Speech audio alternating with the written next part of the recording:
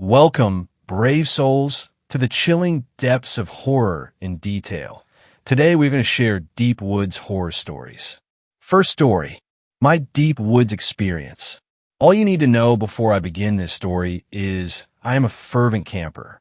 I often take prolonged camping trips alone, and I am very apt at outdoor crafts and am no stranger to being outside in the wilderness, often alone. I still camp to this day. Although this experience was the direct cause of a nearly 3-year break in these solo expeditions. I am not willing to divulge any information about myself, my country of origin, or the location of said experience. I will start from the point at which I arrived at a national park that will remain unnamed. I pulled my 2007 Skoda Octavia into a gravel car park and allowed my eyes to wander across the towering fir trees, tightly packed together, shielding the woodland beyond from any of the ever-ebbing sunlight. I'd arrived at the park at 5 p.m., and it was late autumn, so the sun was lowering in the sky beyond the mountains that encapsulated the valley I was in. There were a few other cars sitting in the open space. Some of them were empty, seemingly left by other campers, where two had small groups gathered, unslinging packs and stowing camping gear at the rear of the vehicles. I took a deep breath and opened my car door. I walked around to the back of my car and unlocked it. I removed my backpack from the car and slung it over my shoulders. I took my bedroll and tucked it under my arm before locking up my car. I wheeled on my feet, ready to lose myself in nature for a glorious weekend of solitude. I nodded happily to other hikers on my way to the beginning of the trail and set off into the park. I was fairly experienced when this happened, having been a hiker and camper for 13 years already and a mountain rescue worker for 9 of those. As such, I tended to get off of the trails whenever I could and find secluded, isolated spots in the woods. I also packed emergency gear, including a flare gun and blank firing pistol for signaling to others I was in danger.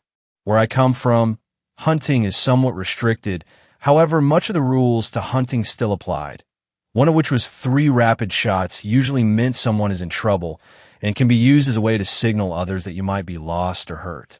I got off of the trail after around 30 minutes of brisk hiking, and as the daylight wavered ever lower in the sky, I cut myself a path through the thick foliage. The sun had set after about another hour and a half of trekking, and I began using my headlamp. It wasn't much longer before I heard what I had been looking for. When researching the park a week before, I had found a Forest Survey map which detailed a mountain stream that fed out of the mountains down into the woods below for around 12 miles, which was situated about 4.5 miles from the trail I had entered on. The sound of babbling water lured me to the edge of the stream, where I cleared a small area for my camp. I erected my tent and gathered some rocks from the brook, which I used to create a small fire pit. I checked my watch, which read 7:50 p.m. I decided it was as good a time as any to eat something, so I got out some beef from my cooler compartment in my backpack and took out one of my steel skewering rods from my kit. After I cooked the meat and drank some water, I decided I wanted to sit in the woods for a bit, taking in the darkness and the sounds. I killed the fire, keeping my fire starting kit just inside the tent flap, and hung an electronic lantern in my tent, remembering to remove the rain/smoke cap so that the light would be visible through the mosquito netting on the top. I picked my way towards the brook, which I was probably around 5 meters or so away from, and sat on the edge listening to the water trickling. It was deathly silent apart from the brook and the gentle rustling of trees. I could hear the occasional fox whoop and leaves brushing and twigs cracking in the distance. I sat like that for maybe an hour or so before deciding that I wanted to get some sleep, as I had planned a hearty trek up in the mountains the next day, and I would have to start early if I wanted to have a chance of reaching the upper plateau, where I could repitch my tent. Plus, I'd have to leave myself some extra time to fit the storm straps to it, as the winds tended to gust at around 40 miles per hour in the mountains. I moved back to my tent, following the lamplight until I reached the zippers. I opened it up and sealed myself inside, laying back on my sleeping bag. I stared up at the lantern before then reaching up and turning the knob on the side until it dimmed to darkness and then finally off. I sighed heavily. I specifically remember the smell of the woods and the air and how quiet it was. No road noise carried this far out into the trees. It was magical. I loved every moment of it. It wasn't long, though, before I heard something abruptly interrupting my peaceful night in the wilderness. I stirred and raised my head, squeezing my watch to illuminate the digital screen. 1:34 a.m. bleared into my eyes. I listened intently, turning my right ear towards where I thought the sound was coming from. I squeezed my eyes tightly shut to focus my senses. It sounded like movement, as if something was walking through the woods. The harder I listened, the more I started to realize it sounded bipedal, like a person walking through the woods, dragging their feet through the fallen leaves. Who would be out here at 1:30 in the morning in the pitch black? I thought to myself. I wondered if someone was perhaps lost. It didn't make sense for a hiker to be out here in the dark wandering around. That's just a really good way of getting yourself lost. And even search and rescue, don't search in the darkness unless absolutely necessary.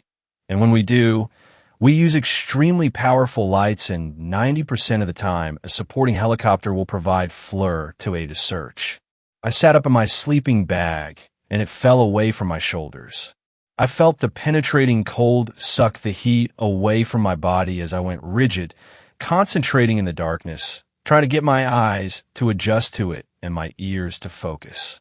The sound of the walking seemed to come closer, and I felt my heart pick up a little. I decided that if they came too close, I'd call out. I wanted whatever it was to know I was listening. If it was an animal, it would surely run away. If it was a human, they might need help, and if not, they may think twice about coming any closer. The steps came closer still, so I called out, "Who's there? Do you need help?" In the moments that passed, I could hear my heart thundering in my ears. The footfalls had abruptly stopped, as if whatever or whoever it was had frozen in place. I wasn't too worried about animals where I was. The fauna was not considerably dangerous. Wild hogs are the most dangerous creatures out there. Although I admit when they're pissed off enough, they can be more than a match for people. Hogs are nocturnal, however, but the footfalls sounded too heavy and careless for a wild pig. I waited, holding my breath, but nothing came back. All of a sudden, I heard a loud crack, right next to my left side, as if someone had slapped a stick into a tree trunk and broken it in half like I would as a kid. I fumbled for my flashlight and illuminated the end of the tent. It was only then I saw a crumpled piece of material laying at the foot of my sleeping bag. The tent cap. I hadn't put it back on. It was then that I became all too aware that there was a rather large window in the roof of my tent for any would-be stalker. Slowly, I raised my eyes to it. I had spent nearly a decade of my life working out in the wild. I wasn't easily scared, but what I saw above my head in the torchlight terrified me. There above my face were a set of wide, crazed eyes staring back at me from the void. I screamed aloud and dropped the light, fumbling madly to peel my sleeping bag off of me, and scooped it back up. My fight or flight had kicked in, and I wasn't going anywhere. I tore out of the tent and spun around to face it, yelling angrily, "What are you doing?" I was met with endless black. Nothing was there. My tent flapped lazily in the gentle breeze. No one was around. I circled the tent a few times after retrieving my high-powered headlamp, scanning the trees around me. Nothing. I finally crawled back into the tent, noting that it was now nearly 3 a.m. I didn't sleep that night. I just waited eagerly for the first sign of daylight, and in the chilly morning air, I decided I would just get out of the woods and head up to my mountain camp. The camping areas on the plateau were popular, and usually tents would pitch all along there during the spring to autumn months, so I knew I'd likely be within a few hundred meters of plenty of other hikers or campers 24/7. In the dim dawn, I feverishly packed away my tent and hoisted my gear onto my back before heading toward the ever-increasing gradients of the foothills of the mountains at the edge of the valley, the whole while trying to banish the thoughts of the previous night from my mind. Second story, the strange woods of Maine. I like to preface this particular event that happened to me in my youth by saying I've experienced far more paranormal activity, looking back, than I had ever really took the time to consider. That being said, I have more stories, not many more, that I might share in the future. I've already shared a few not necessarily under this subreddit. As a child growing up in the backwoods of Maine, I've heard my fair share of strange things in the night. Typically, it'll be coyotes hunting or the prowl of another nocturnal creature. As a child, I was never particularly afraid of the dark, but I knew dangers lurked in the absence of light, so at night, I played indoors. During the daytime, however, there were never any restrictions. On one summer afternoon, I was riding my bike down the street that branched off my dead-end road.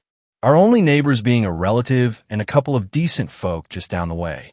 Otherwise, quiet Sense woods. I would make this ride quite often as there was no town, but this stretch was fun to ride because I could pedal my heart out without having to slow down in order to veer. On this day, I made my normal round up the road only to turn around and head back. I had an uneasy feeling on the ride up, which was the only abnormality. I felt like I was being watched. Something told me to look towards the woods on my right, and I did so reluctantly. Deep in the woods amongst the pines, I saw a black, almost liquid thing peer out from behind a tree. My heart dropped. I took off pedaling as fast as my feet would take me, keeping a steady eye on the woods to my right. This thing kept pace effortlessly, darting from tree to tree like a primordial ooze. It was either playing or stalking prey. I wasn't about to stop and find out. Pedaling so hard, though my chain would snap, I knew my uncle's house was approaching on the left. I spun out in the dirt, ditched the bike, and ran to his door, frantically knocking. I turned around to see if whatever it was would be making its way towards me. I didn't see anything. My uncle opened the door, cigarette in his mouth, asking me what's wrong. I explained to him what I saw. He grabbed a rifle and said, "Probably just a bear," with slight concern in his voice. I've never seen a bear move like that. I said out of breath. "Yup, they'll do that," he said as he peered through the blinds. To this day, I don't know what I saw, but something tells me my uncle sure did. It's been 20 years, and I've since lost contact with my uncle. Maybe someday I'll reach out and ask. Third story. Weird encounter in the woods. For context, this occurred in the summer of 2018, around late July. At the time, I was an intern working with the Forest Service. My general duties included trail maintenance and patrolling areas to interact with the public and make sure nothing was out of place. We often did this in teams of 2 to 3, but there were occasions where we had to conduct it solo. This wasn't a big deal for me, as I had a decent amount of backcountry experience, already with some of it being solo. I got the word that I needed to go do a day patrol up to an alpine lake. Simple there, and back about 8 miles total, just to check trail conditions and interact with anyone in order to show presence. The first 2 miles up are in a relatively open valley, a moderate stream flowing through it with waist-high vegetation and a couple of scree fields. As you work your way higher, in elevation, you reach the tree line around the lake. To this day, I haven't experienced a feeling quite like I felt that day. The only way I can think to describe it is as if you've ever been around someone who really didn't want you there. The air was perfectly still, and I didn't hear a single thing. I just felt aggression. I felt so uncomfortable that I ended up not eating lunch because I didn't want to stop for too long. Anyways, I finished my patrol and leave kind of kicking myself for freaking myself out too bad. Flash forward a couple weeks later, and I get told to go back for a 2-day patrol so that I have time to make trail improvements by camping at the lake. So I go back out, and this time I don't get the same vibe confirming that it might have all been in my head. That night, I pitch tent and go to sleep, and at around 2-ish I wake up because I feel my tent shake. When I roll over a little, the tent shakes more violently. I'm terrified, white-knuckling my knife, and bear spray when it just dead stops. No noise, nothing. I stay up till sunrise and check around my tent and find nothing out of the ordinary. Needless to say, I packed up and got out of there, wondering if anyone else has had a similar experience. Fourth story. The Witch of Whispering Woods. I'm an 80-year-old woman with a body that is winding down, but a mind that remains sharp as a tack. My memory is brilliant, perhaps a little too brilliant, as I am prone to remembering things I would rather forget. such as the day I encountered the witch of Whispering Woods. This isn't a story I've told many people, and for the longest time, I believed I would take it to my grave. But the burden has grown too heavy for my withered shoulders to bear, and all I want is to live out my final years in peace. God knows I need it. I grew up in a small Massachusetts town I will not name, raised in a middle-class family with 5 children. I was the baby, and my parents and siblings spoiled me. We lived in a small brick house on the edge of town, backed by acres of thick forest. That forest was known as Whispering Woods and had been the topic of childhood nightmares for generations. Even if you don't live in Massachusetts or America for that matter, you have likely heard about the Salem witch trials. Well, our town wasn't too far from Salem, and we had a dark history of our own. According to local lore, a witch had been hanged in Whispering Woods, and her wrathful spirit still lingered about. As a little girl, those stories terrified me to no end, and I made sure to stay out of Whispering Woods. I imagined all manner of grotesque creatures hiding in the shadows, and I pictured the witch herself as a gnarled old hag with glowing red eyes and teeth like butcher knives. I remember this one time I was playing ball with my sister Janet and threw it too far. It disappeared into the tree line. Janet went to retrieve it, and watching the brush swallow her up sent me into hysterics. I was convinced the witch would come and take my big sister away, never to be seen again. Fortunately, as I matured, my fears began to subside. By the fall of 1951, when I was 14 years old, I no longer believed in the witch of Whispering Woods. The stories I had heard seemed silly and nonsensical, and besides, I was too busy with school and friends to let my imagination run wild. Still, Whispering Woods made me uneasy, and I continued to avoid the place. That is, until Marjorie Hill dared my best friend Patricia and I to spend the night there. Marjorie Hill was a loud, boisterous tomboy with long legs and a shock of curly red hair. She had a deep voice with a booming laugh and never seemed to shut up. Patricia and I found her obnoxious, and Marjorie knew this, so she went out of her way to annoy us both. Bet you two couldn't last a minute in Whispering Woods, she taunted us in the schoolyard one morning. You'd both run out crying. Go away, Marjorie, I snapped. Now, don't be like that. She thumped my back, nearly knocking me right over. It's not my fault you're such a baby. You're just a bully. I dare you. Marjorie smirked. I dare both of you to spend the night in Whispering Woods. My mouth dried up, the dam within me broke, and all my memories of childhood terror came flowing out. I began to shake, and Patricia put her arm around me. See, you are scared. Shut up. I yelled at her. I'll do it. As much as the thought horrified me, I couldn't give Marjorie the satisfaction of seeing me so afraid. Patricia looked at me like I had gone mad, but all I could focus on was Marjorie's freckled face as it went from smug to shocked. Oh, really? She stammered. You'll do it? Yes, but on one condition. My brother comes with us. Gerald was a year older than me, tall and built like an army tank. Despite his imposing appearance, he was a gentle giant, but not afraid to get his hands dirty if need be. I'd feel much safer with him around.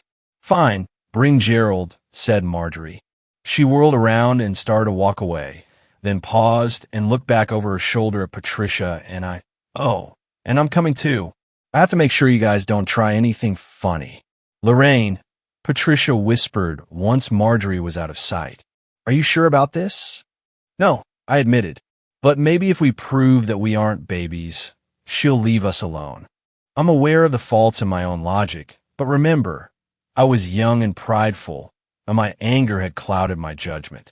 Now, looking back, I realized that taking Marjorie's dare was the biggest mistake of my life.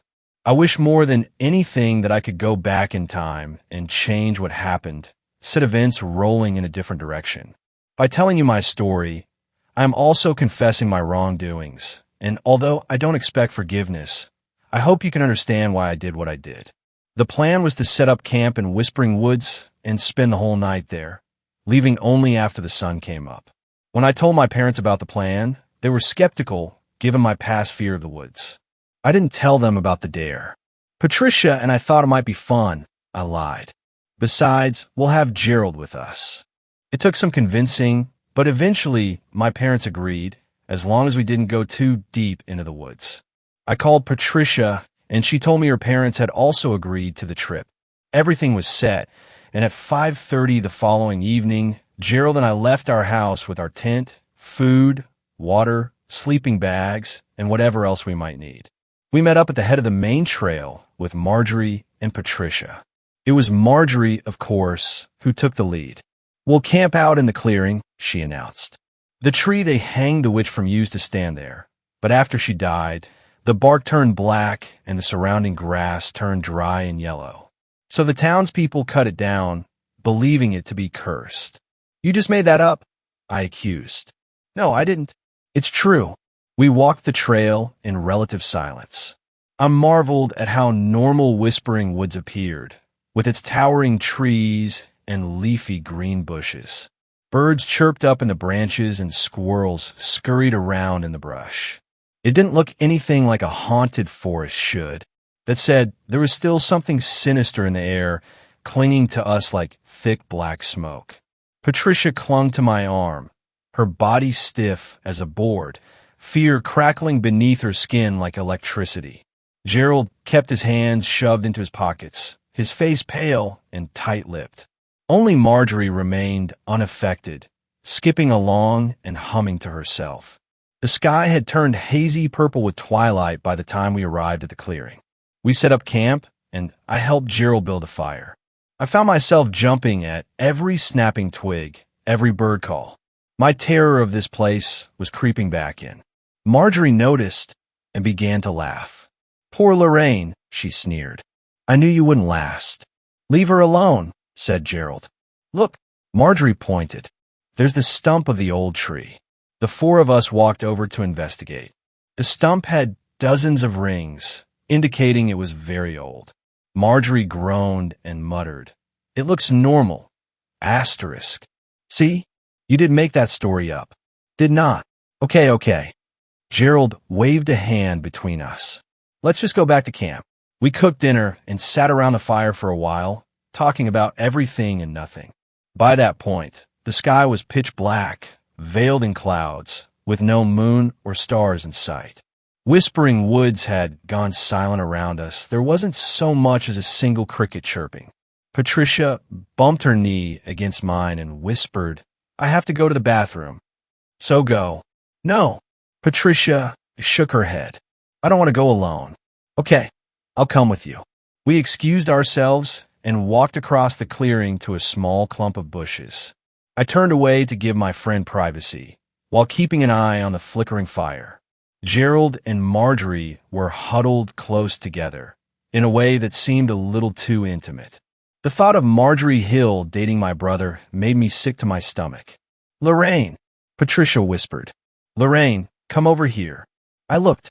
She was standing on the opposite side of the bushes, and although I could only make out shadows and shapes, I sensed that she was genuinely spooked. "What's wrong?" I asked, my voice cracking midway through. "Come here." I went to stand next to her, clicking on my flashlight and casting it across the forest floor. I was not prepared for what I found. The biggest buck I had ever seen sprawled at our feet. Its neck was bent at a grotesque angle. Its swollen purple tongue bulged out, and pink, slimy intestines spilled out a hideous gash along its belly. I dry heaved, my hands clutching my stomach. Patricia began to cry. She loved animals and couldn't stand seeing them hurt. I put my arm around her and guided her back to camp. "What's wrong?" Gerald demanded, jumping to his feet. "Dead deer," I mouthed over Patricia's curly, strawberry blonde head. My brother took my flashlight from me and went to investigate himself. Patricia and I sat down next to Marjorie, who was braiding blades of grass together. A minute later, Gerald came back, looking pale. "What on earth could have done that?" he gasped. "A wolf? Or maybe it was a bear. I don't know. Maybe we should leave," said Marjorie. "This was your idea," I reminded her, although I wouldn't mind leaving these woods. "Not at all. The carcass did look fresh," said Gerald. It might not be safe, Dash. He was cut off by a shrill, blood-curdling scream from the direction of the dead buck. It was so loud it made the leaves on the trees shake. I clamped my hands over my ears and fell back, while Patricia gripped my arm like a vice and wailed. Gerald shouted for us to stay calm. Marjorie jumped up and ran like every demon in hell was chasing her. "Hey!" I screamed. "Get back here! You coward! What the hell is she doing?" Gerald hollered. Patricia shrieked and pointed. Gerald and I followed her gaze to two tiny pinpricks of light floating between two trees. The realization that they were eyes hit me like a freight train, and my legs gave out. I collapsed to my knees, shaking, and Gerald put his hand on my back. "Get up. Lorraine, come on. Get up." Behind the eyes came an animalistic hiss. There was a rustling in the bushes, soft footsteps that sounded like gunfire in the dark. The thing moved closer, those eerie glowing eyes on us. Slowly, a form began to emerge. In the orange glow of the fire, I could make out a human shape, but not much beyond that. When Gerald reached for his flashlight, I screamed no at him, but it was too late. My brother cast the light directly onto the thing before bellowing run. Him, Patricia, and I took off. The horrible abomination gave chase, snarling and hissing like a cat. I had seen it. In the split second between Gerald shining his flashlight and yelling at Patricia and I to run, I had seen the Witch of Whispering Woods. How I managed to process so much detail in such a short time span is a mystery to me. But whatever the case, the image of that creature has been seared into my mind like those brands put on cattle.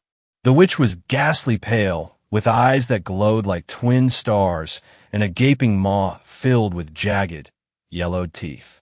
Wisps of flyaway hair clung precariously to her scalp. Her neck was abnormally long.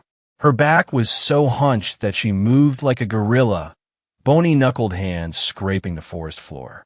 She howled, hissed, shrieked, and cackled as she lumbered after us. We kept on running, screaming for help even though we knew no one would hear us. At one point, I lost my shoes. Sharp rocks, twigs, and brambles cut my feet, but my terror drowned out the pain. My lungs were on fire. My throat was raw from screaming. I thought I knew true fear. How wrong I was. A root caught my foot and sent me sprawling face first. My nose broke, spilling hot, coppery blood down my chin. Gerald and Patricia, who hadn't noticed, disappeared around a bend in the trail. Immediately, I felt the witch's hot, rancid breath on the back of my neck. She twisted her gnarled fingers into my hair and wrenched my head back. I screamed as loud as I could, but to no avail.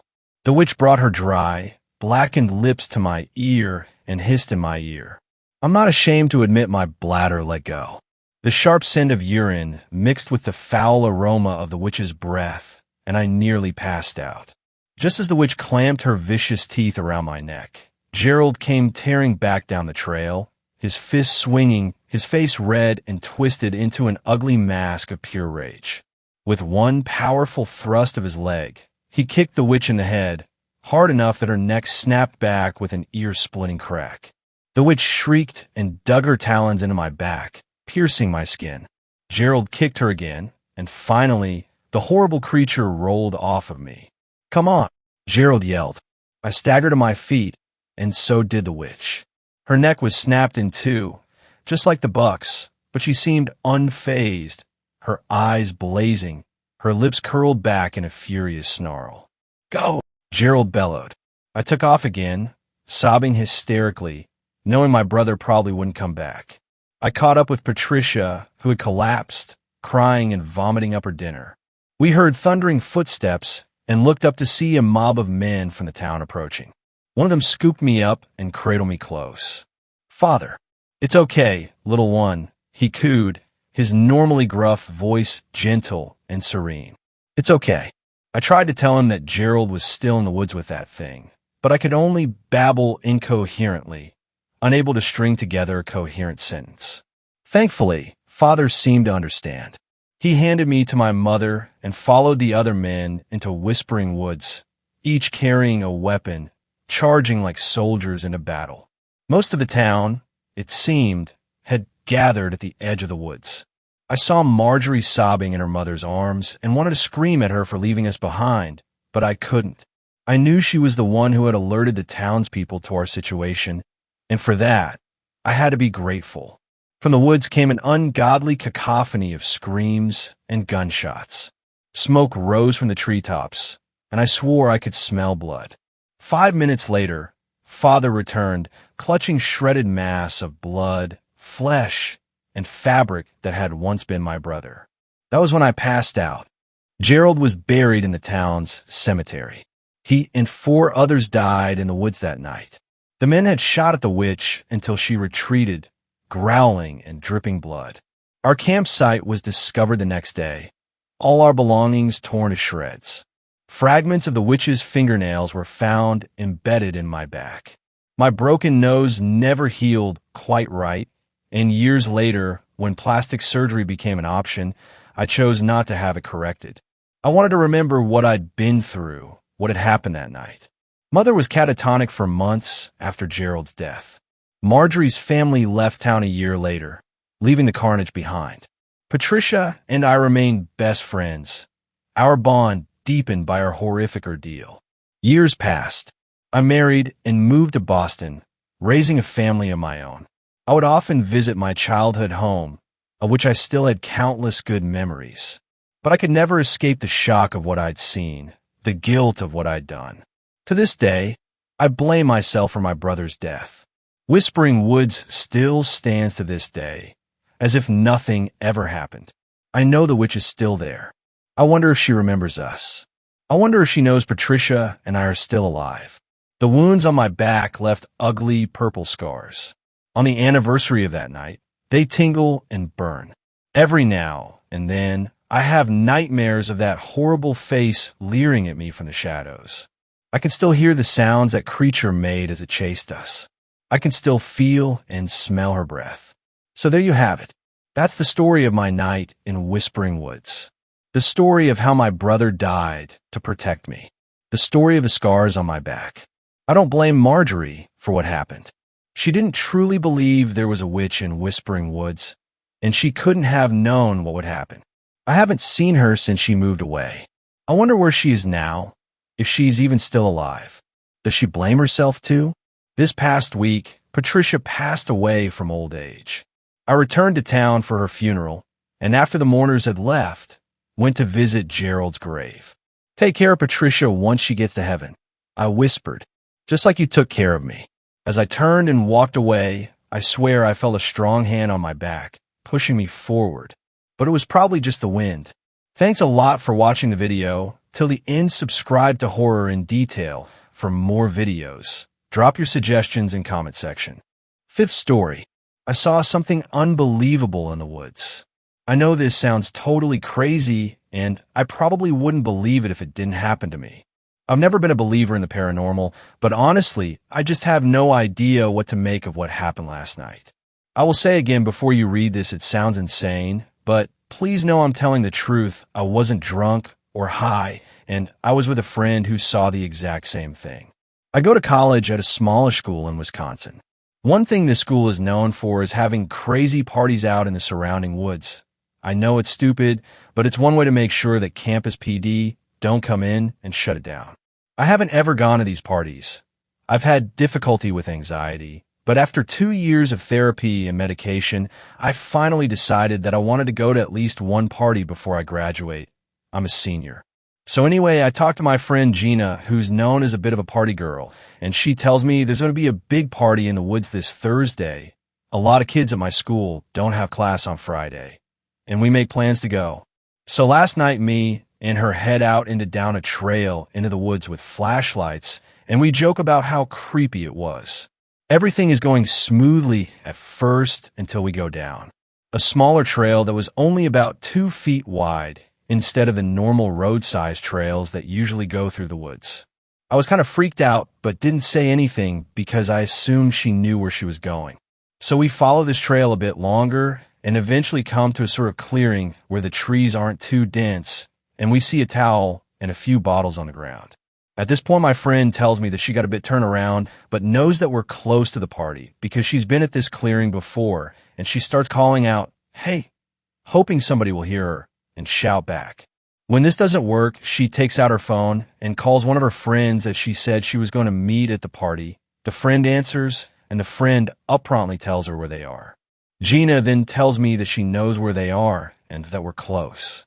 I joke that she better not get me killed, and as we nervously laugh, we hear a naya naya naya sound coming from behind us, followed by what sounded like a cross between like a whistle of an old train and somebody blowing. It sounds stupid, but almost like the whistle of Thomas the Train, and we turn around thinking, what was that? And shine our flashlights on a deer standing up on its hind legs with one arm against the tree looking at us. I know this sounds stupid, but just the way that it was watching us and standing there was the most unsettling thing I've seen in my life. My friend then takes off running, and I'm still just standing there looking at it, trying to make heads or tails of it before I start running too, after Gina, trying not to be left alone with this thing. Luckily for me, Gina runs into a tree, and I catch up with her and start yelling at her about leaving me alone when we hear another whistling sound out to the left of us and turn our flashlights to see another deer looking at us, but this one is walking toward us on its hind legs, but not like a person, like a dog. It gets close, but walks behind a tree with only its head and neck poking out, watching us. I have never been so scared in my life and started to cry and started to yell at Gina, telling her to call the cops, like that would have done any good. At this point, I honestly thought I was going to die. I was just so scared, and we heard another whistle sound somewhere else in the woods behind us. We heard a rustling sound in the woods, and were sure that this was and we were going to die, but instead out walked a giant. And I mean giant like Newfoundland size, but with short hair like a lab black dog.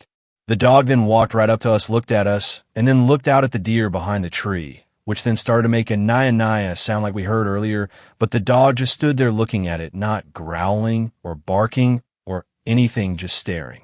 The deer then started to make a coughing sound, but the dog just stared at it without making a noise before turning around and just ignoring it and walking over to us and started barking and baying. A minute later, a professor who I'd taken a class with sophomore year burst through the brush and started yelling at Baron, his dog, who had promptly run away into the woods. He was really confused to see us, but saw that we were crying and offered to take us back to his house and drive us back to campus. I haven't slept since last night and have been all over the internet trying to make sense of what I saw. Sixth story: the lost town of Deepwood, Pennsylvania. When I was a kid, my dad traveled a lot for work. Back then, his company was growing exponentially, and my father was sent to oversee the opening of new stores all across the country. In 2002, he had a particularly busy year. My dad was assigned to a store in Pennsylvania, and because it was a longer assignment and because it was summertime as well, he decided to take my mom and I with him. Since we were going to be there for 2 months, they gave us a fully furnished house in the suburbs. It was 2 stories tall and at the end of a very lonely cul-de-sac. The town itself was very small, with a little over 3,000 residents, and the suburb where we stayed was even more rural. Our neighborhood was relatively new, and most of the houses were still empty. The housing development, Lonewood, had only just started cutting into the dense forest that surrounded it, and all the empty houses gave it a very eerie, albeit boring feel. Lucky for me, there were a few other kids who lived in Lonewood, and one of them happened to be my age. Jamie and I were both 12, and really that was all we needed to have in common. We had a lot of fun that summer. Being a city kid, I was eager to explore all the bike trails local kids had made out in the woods. The city of Middlesbrough was a very old town which was incorporated sometime in the early 1800s. The town had tons of history, but nothing really to do. One particularly boring Sunday, Jamie and I even went to the town's museum.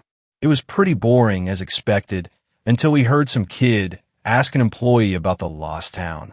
The employee replied that that was just a legend, but that was enough to pique my curiosity.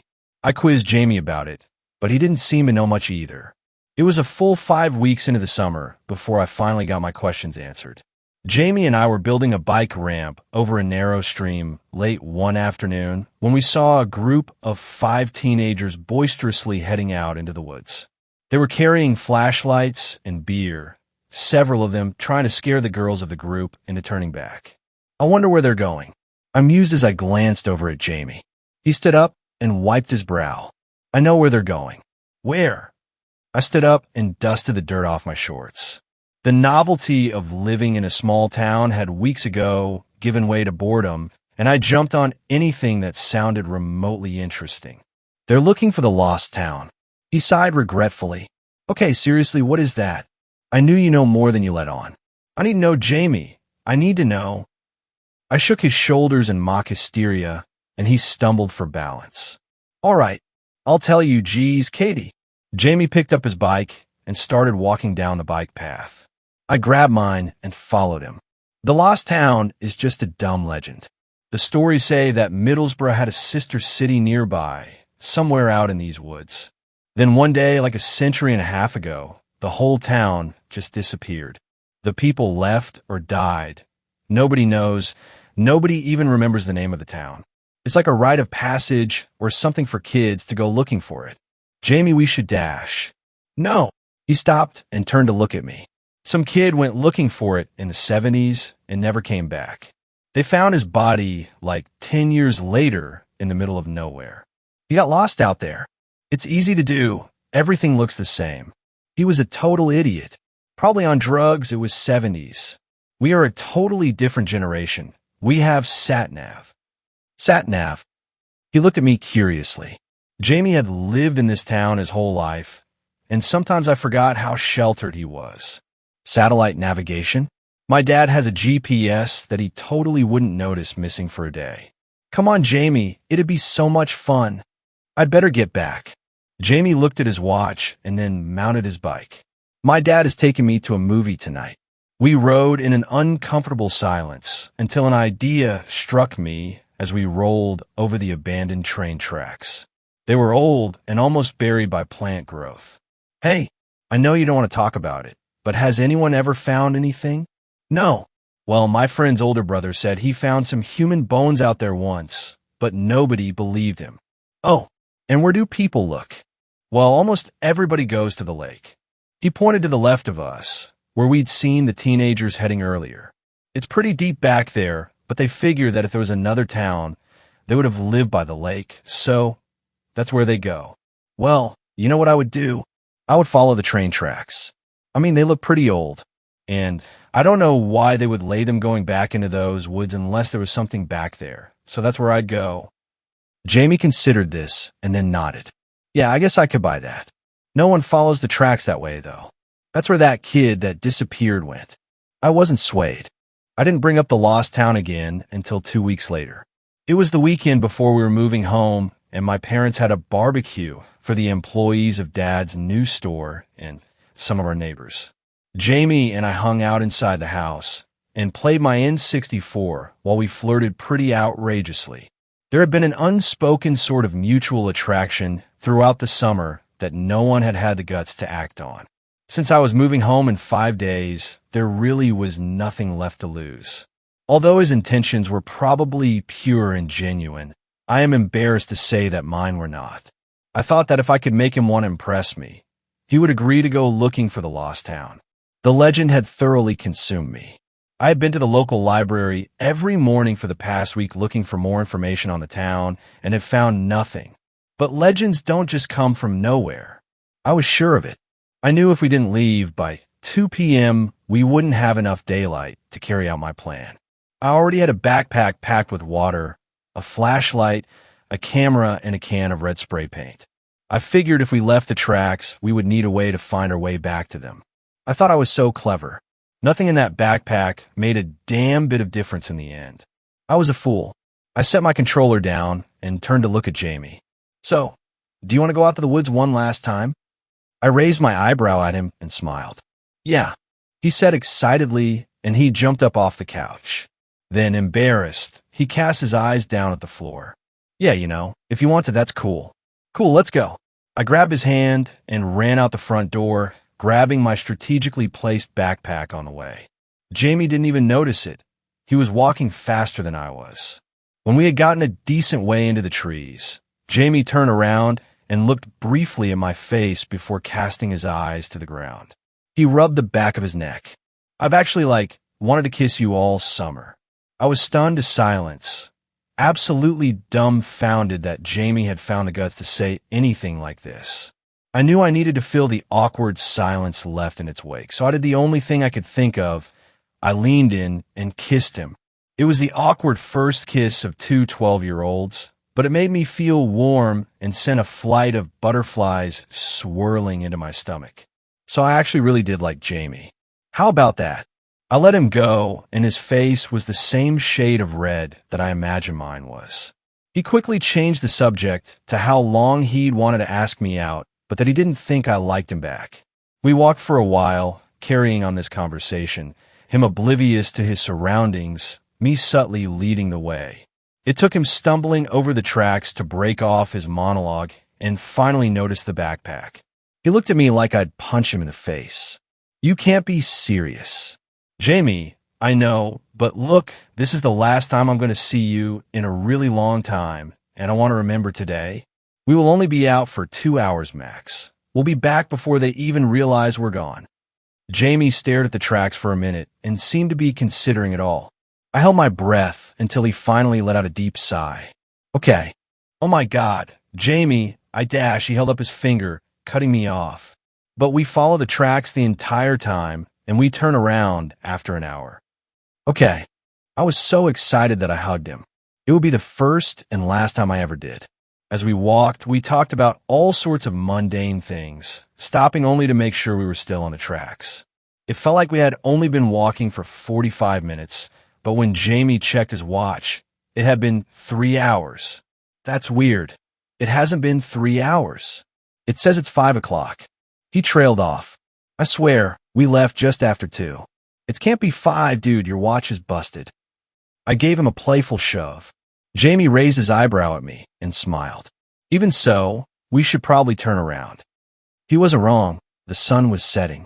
The shadows were long, and looking around, I wondered if it really was 5 o'clock. But I wasn't ready to give up just yet.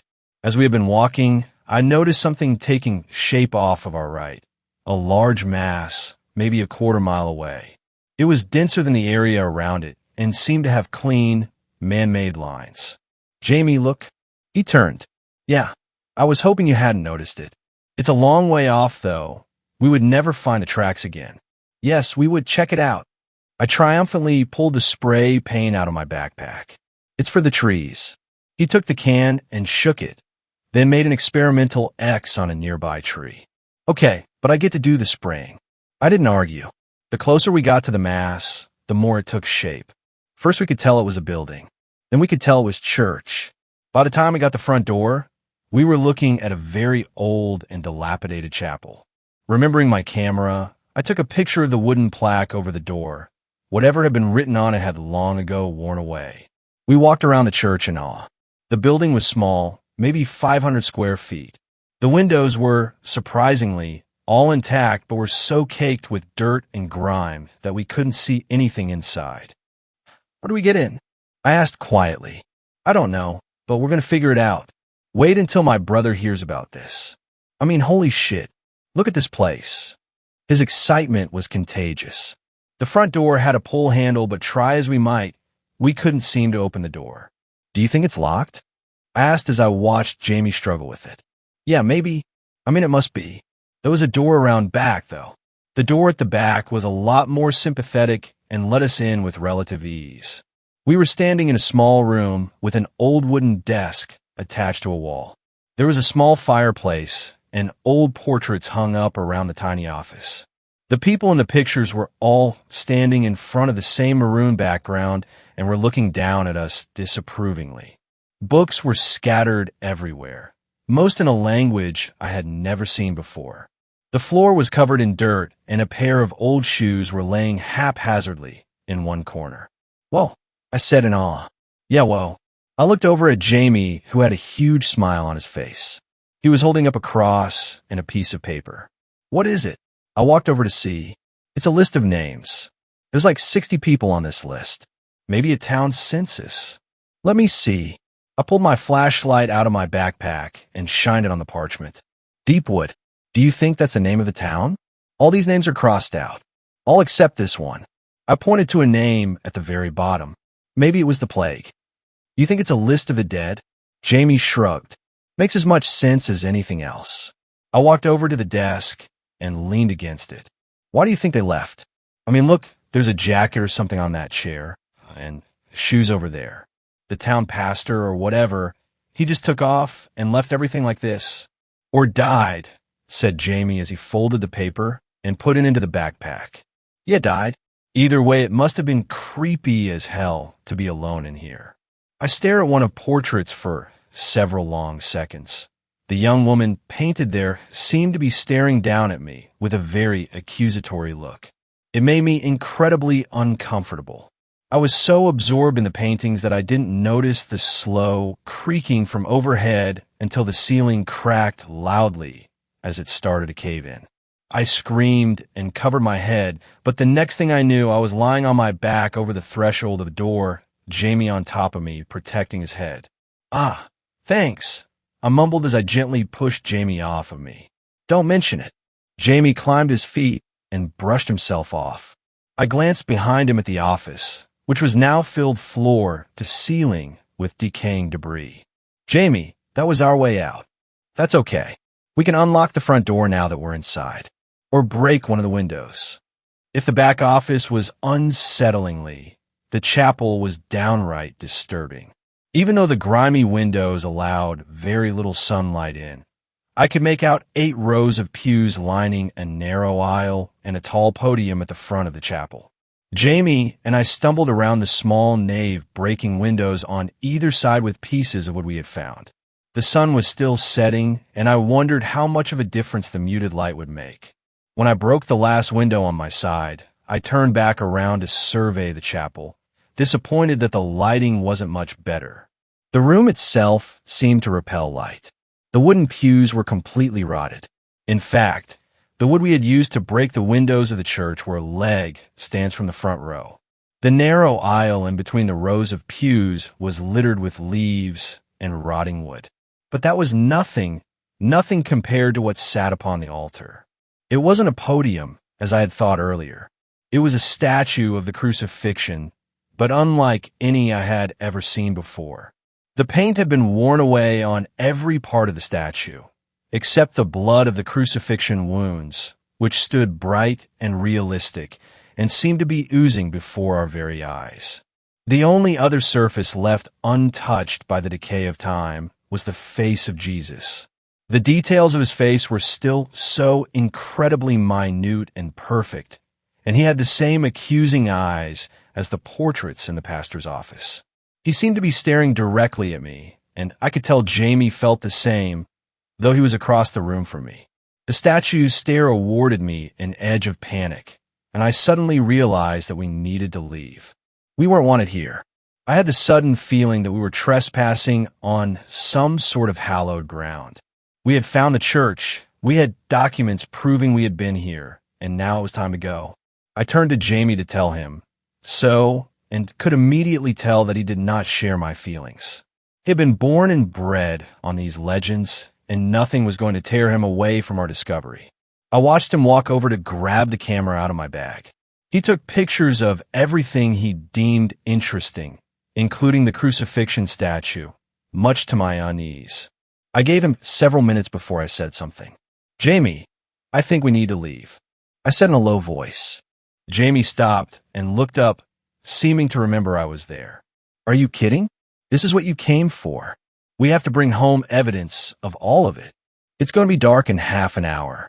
It's already hard to see in here. Duh, that's why I'm using a flash. Hey, can you get a picture of me next to this creepy Jesus thing? I guess, I mumbled as I took the camera from him. I didn't even want to look at it, much less photograph it. But if it would help me get him out of here, I was going to stomach it. Jamie wrapped his arm around it, just as I snapped the picture. Don't touch it. Oh crap, why did you touch it? There's something off about that thing, Jamie. Can we freaking go now? Yeah, fine. Jamie walked over and picked up the backpack as I headed toward the front door. I noticed there was no lock on it.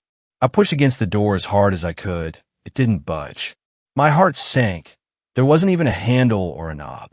It was just a solid piece of wood with strange markings on it. Symbols I had never seen before. "Jamie, the door is stuck," I said as I turned around to see him testing a piece of the floor with his foot. "What are you doing?" I asked, hearing the edge of panic in my voice. He was still at the front of the chapel, a foot from the Jesus statue, hopping back and forth from one part of the floor to another. The statue's eyes seemed to be only on him now. "There's something under here. See?" I heard the floorboard creak under his left foot as he put weight on it. "Jamie, don't." "No, it's like under the dirt right here. The floor is hollow." He kneeled down and started digging through the thin layer of dirt. "It's like a trapdoor or something." And it was indeed a trapdoor. By the time I had walked the length of the pews, Jamie already had the edges dug halfway out. "Let's just leave it and your brother and his friend can come back and see what it is. Please, Jamie, I want to go." There was something wrong with this place. Terribly wrong. And the thought of spending one more minute here had me on the precipice of a panic attack, something I hadn't experienced in over a year. I sat down against the front pew and put my head down. I heard a roaring in my ears, and my breathing grew labored. I had to leave here, even without Jamie. I rocked back and forth for a few minutes as I tried to calm myself down. I would climb out a window and run. In any direction, it didn't matter. "There's something here under the church." Jamie's voice sounded a million miles away. By the time I pulled myself together enough to lift my head, Jamie was knelt next to me. "I didn't know you were claustrophobic." At least, that's what I think Jamie said. I better remember the horror I felt as I stared at the hole in the floor. Jamie had opened the trapdoor. "2 minutes," Jamie said as he stood up. "We go down, we take a couple pictures of whatever's down there, and we come right back up and leave. Just 2 minutes, Katie, that's all I'm asking." I wanted to say no. I intended to, but I felt myself slowly nodding as Jamie pulled me to my feet. To this day, I don't understand why I agreed. But I suppose that it's better that what happened down there didn't happen to Jamie alone. We're going to come back with the story of a lifetime. What if there's valuable stuff down there or something? Old shit is always worth money. We could be rich. So rich that your family could stay here. You could buy the house you're living in and come to school with me in September. I managed a small smile. Of all the things someone could think to buy with wealth, Jamie's first thought was to keep me here with him. And he was right. There could be anything down there, and almost all old stuff was valuable. I took a deep breath. "Okay, 2 minutes," I agreed. As we leaned over the trapdoor and peered down, the first thing we noticed was an intense heat emanating upwards from the hole. The second was the strangely out-of-place spiral staircase leading into the depths below. Jamie rolled the flashlight over to me with his foot, and I picked it up as he pulled his lighter out of his pocket. "Ladies first," he smirked at me. I stared at him slack-jawed. "No way. You found this door, you go first." Between the black staircase and the heat, I feel like we're descending directly into hell. "I'm not going first." I crossed my arms and glared at him to reinforce my point. Jamie simply shrugged and stepped onto the staircase. I took several deep breaths as I watched his head disappear into the darkness below. I almost didn't follow him. I was still deciding when he yelled at me to shine the flashlight down the stairs so he could see. I started down the stairs after him. They went down much farther than I thought, and it became warmer and warmer the further down we went. When we finally reached the bottom, I was holding back what threatened to be a massive anxiety attack. We were farther beneath the church than I thought we'd be, and it was hot, muggy, and difficult to breathe. Hoping to get this over with as fast as possible, I swung the flashlight around the chamber, hoping to reveal its hidden treasure. What I saw there, I can never describe, though I've tried many times. The room was entirely empty, save 2 things. One was a desk in the corner, much like the one in Pastor's office. The second was another statue. This one was roughly 12 feet tall, and remains to this day the most terrifying thing I've ever seen. To put it mildly, it was some sort of demon. It towered over us, and as such I could only see the bottom of its jaw from where I was. It was looking directly ahead of it, at the staircase we had just ascended. Its tail was long and swept around the entire room. There wasn't a lot of room to move. It had claws, like any modern depiction of a demon, and as I moved around the chamber to view its profile, I noticed it had horns as well. Neither Jamie nor I spoke as we shuffled around room, our backs to the wall, as far away from the demon as physically possible. I stepped carefully over the tail as I made my way to its back and came around to the other side of the statue. I couldn't take my eyes from it. I couldn't trust it. If the statue upstairs seemed to bleed, what could this one do? As I eyed the talons on the gigantic stone feet, Jamie broke the silence. "Can you even believe this shit?" His voice was coming from the other side of the room. I searched the darkness for the weak glow of his lighter and was relieved to see it moving towards me. I turned my flashlight upward to shine it on the side of the demon's head. The horns had to be at least a foot tall. As I brought it down to see where Jamie was, I hit my arm on something hard. "Ow, my head!"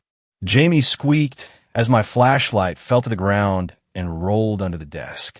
"God damn it, Jamie," I whispered in panic. I dropped to my knees and felt around under the desk, searching for the flashlight. "What? It's not my fault you cracked me on the head."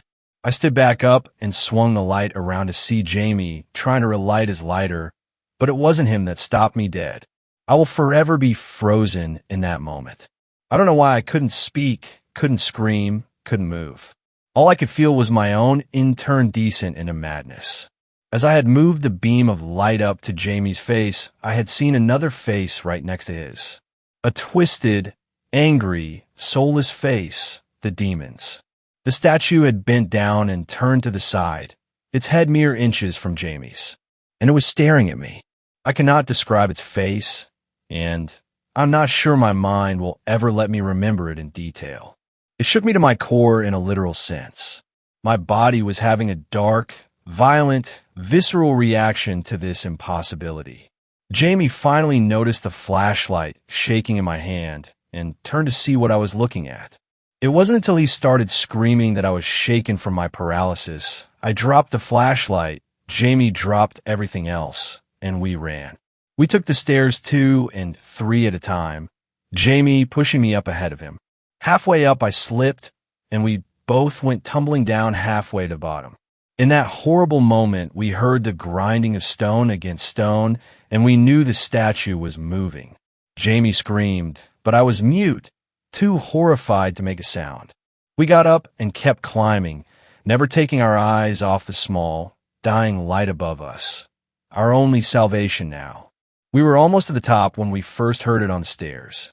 It was so large and heavy that the entire staircase shook with the impact. Terrified that the stairs would come crashing down and we would be left alone with it below, we jumped the last 3 steps. Jamie pushed me up out of the opening. He climbed out after me and tried to slam the trapdoor shut, but it was somehow stuck. We could hear a deafening thunder on the staircase as the statue slowly climbed the steps. I helped Jamie try to push the trapdoor closed and for the first time noticed the symbols on the bottom of the wood, the same as those on the front door. Before I could begin to comprehend this, I noticed the demon first penetrate the shaft of light on the staircase below. It was coming. Jamie saw it too and pulled me to a standing position while pointing at the front door. We both ran at it as hard as we could, but when we hit it, it didn't budge.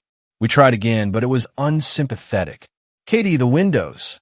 We ran to the closest one and tried to climb up the wall to get out, but the windows were too high.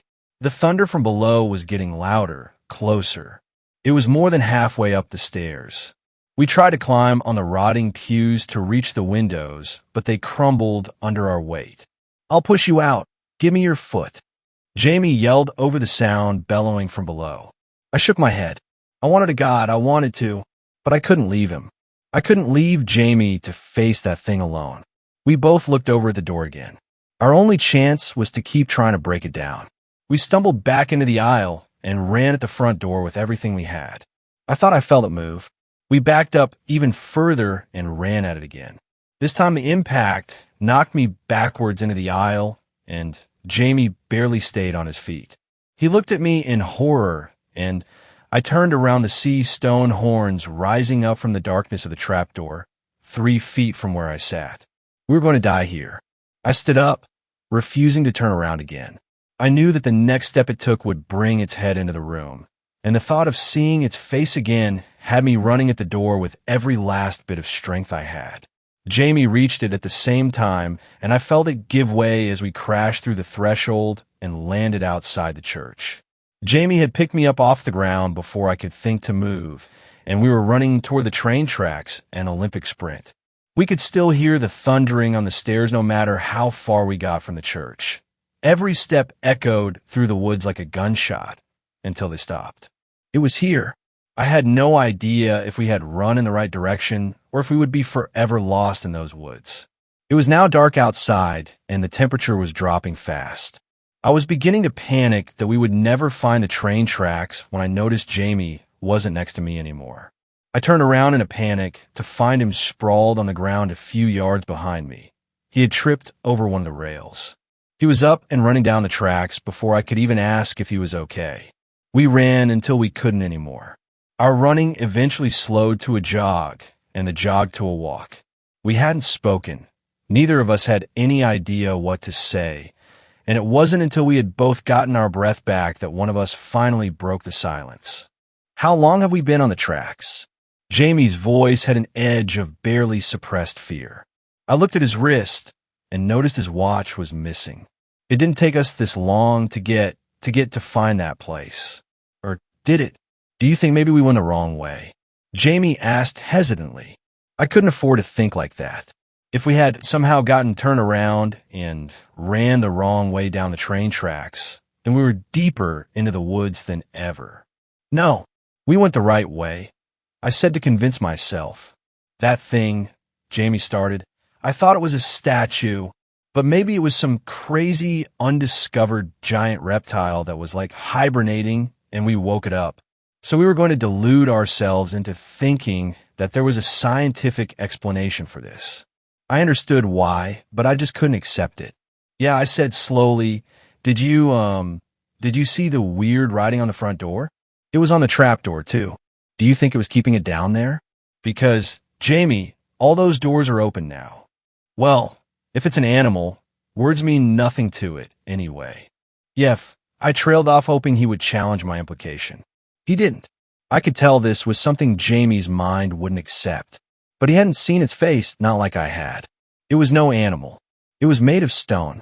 It was something sinister and anciently evil, and it had seen me, had seen right down into my soul. It was aware of me, and I was aware of it. And now it was free.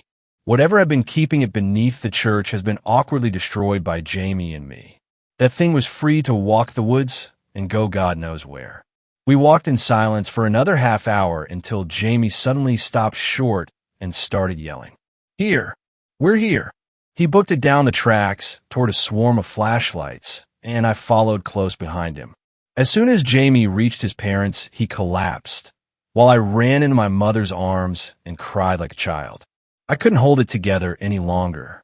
The police report says we were found at 4 a.m., by our sense of time about 3 hours after the sun had set. We'd spent less than an hour in the chapel, and yet we seemed to have lost 10 hours there. We never told anyone where we had actually been, or that we had found the lost city of Deepwood. We simply said we went for a walk to the lake and got lost in the woods. My family left Middlesbrough the following Monday, 2 days ahead of schedule. My father had another store to open, and there was really no reason to wait. Jamie didn't come to say goodbye to me, and after we left Middlesbrough, I never saw him again. I kept a copy of the police report to remember him. Over the following year, Middlesbrough slowly disappeared. At first, I could just feel the memory fading unnaturally from my mind. My parents couldn't remember that we had ever been there, which scared me more than anything else. I taped the police report to the ceiling over my bed so that Jamie would be the first and last thing I thought about every day. Then, the Middlesbrough City website disappeared, as did that of the local paper and the town's 2 public schools. The store my dad helped open in 2002 also disappeared from the company's website. After that, I could never find any mention of Middlesbrough anywhere online ever again. Over the years, I searched public record for Jamie's full name and found nothing. I hired someone to illegally search private records, and he came up empty too. In the end, the only proof that Jamie ever existed at all was the police report with his name on it. And then nothing was left. One day the paper I had it taped to my ceiling for so many years was blank. I remember what it was and what it looked like before, but now it's just an old, weathered piece of blank paper. All that remains of Middlesbrough and the people who live there are my memories. And this is why I'm writing this story down and uploading it to the internet. Once it's on the internet, it can never die, right? Or perhaps one day it will just disappear and you won't remember ever seeing it, and I won't remember ever writing it. And I can only hope that this ended with Middlesbrough. If it has moved on to other towns, who would know? Who would even remember? Thanks a lot for watching the video. Till the end, subscribe to Horror in Detail for more videos. Drop your suggestions in comment section.